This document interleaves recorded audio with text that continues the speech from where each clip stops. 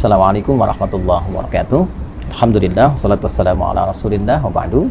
Saudara-saudariku dimanapun Anda berada, hari ini kita akan berbagi tentang sunnah, tuntunan berkehidupan yang melekat pada kehidupan kita, aktivitas kita, sekalipun singkat, padat, tapi begitu bermakna. Membersihkan, memotong, merapikan kuku adalah bagian yang menunjukkan tentang kebersihan yang memang menjadi bawaan fitrah manusia, cenderung hidup lebih bersih, lebih rapih, lebih indah, dan lain-lain sebagainya. Dan kuku adalah bagian yang melekat pada kehidupan kita. Karena itu, insan beriman, orang Islam itu mesti tampil dengan bawaan fitrahnya, senang dengan kebersihan, kerapian, termasuk mengatur tentang kebersihan dan kerapian kukunya. Dalam Islam diajarkan kita bagaimana cara memotong kuku yang baik. Para ulama memberikan praktikal atau tutorial singkat kepada kita, dan kita ambil salah satu di antara contoh yang disampaikan oleh para ulama terkait dengan perintah ataupun sunnah memotong kuku ini. Al-Imam An-Nawawi dalam konteks memotong kuku, beliau mengajarkan kepada kita, ya khususnya ya sekarang saat saya mengambil video bersamaan dengan hari Jumat, ya ada sunnah untuk memotong kuku, maka dari 10 jari ini yang tangan ya, yang melekat pada tangan ataupun nanti yang ada di kaki, kita memulai dengan yang telunjuk terlebih dahulu. Ini ya, para ulama mengajarkan kita, para ulama memulai dengan telunjuk di sini ya. Caranya kita mengambil yang telunjuk terlebih dahulu. Yang memotong mungkin punya cara yang tersendiri, dimulai dengan telunjuk, kita rapihkan berkesesuaian sehingga tidak terlalu dalam juga. Ya, bisa kita ambil sedikit misalnya. Ya, bismillahirrahmanirrahim. Kita ucapkan bismillah ya untuk bisa menjadikan bagian kegiatan sebagai ibadah ya. Nah, ini seperti ini teman-teman sekalian. Ya. Ya. Nah, ini sengaja saya tadahi menggunakan tisu ya, agar juga bagian dari potongan kuku tidak kemana-mana, dan nanti ada hikmahnya. Ada hikmahnya ya, saya jelaskan dulu secara keseluruhan, nanti hikmahnya di akhir saya tutupkan. Jadi setelah dari telunjuk sini, kemudian sampai mulai dari kelingking ya, dari telunjuk di sini selesai, maka dilanjutkan dari kelingking ya, ke sini telunjuk selesai, kemudian pindah ke kelingking, kemudian ke sini jari manis ya, jari manis dan jari tengah, lalu jempol. Ya, mulai dari sini telunjuk, berpindah memulai dari kelingking, dari telunjuk ke kelingking, kedua kelingking, dan jari manis, jari tengah, kemudian jempol. Jelas ya?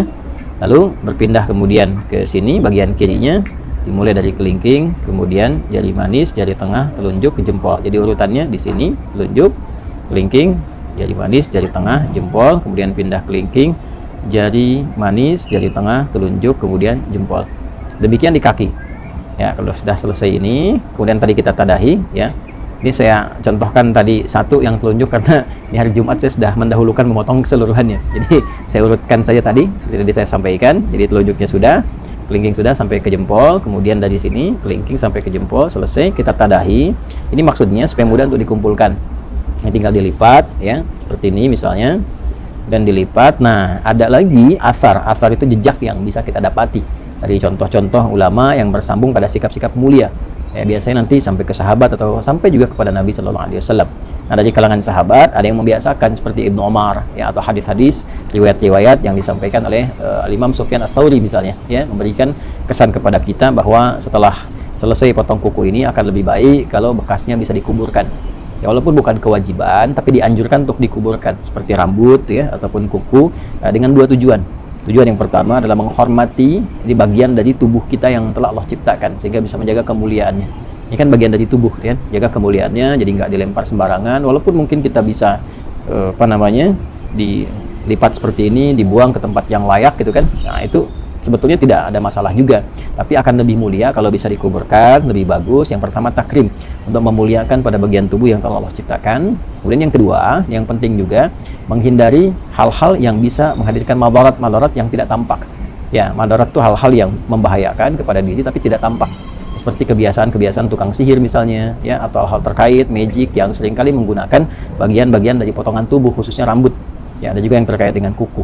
Ada juga yang menambahkan secara fikih supaya tidak dijadikan sebagai bagian dari potongan-potongan untuk kepentingan-kepentingan lain. Seperti kalau rambut kasusnya jadikan bagian potongan-potongan, ada yang digunakan untuk pakai wig dan sebagainya. Nah, itu supaya tidak digunakan pada yang demikian akan lebih bagus kalau dikuburkan. Nah, itu secara singkatnya, potong kuku, bagian dari fitrah. Hikmah fitrah itu menjaga kebersihan, tampil lebih rapi dan indah, dan dimulai dengan susunan yang tadi telah disampaikan, diakhiri dengan alhamdulillah, niatkan sebagai ibadah, dan mudah-mudahan selain tampil indah, elok, rapi, juga berpahala di sisi Allah Subhanahu wa Ta'ala. Hidayat. Assalamualaikum warahmatullahi wabarakatuh.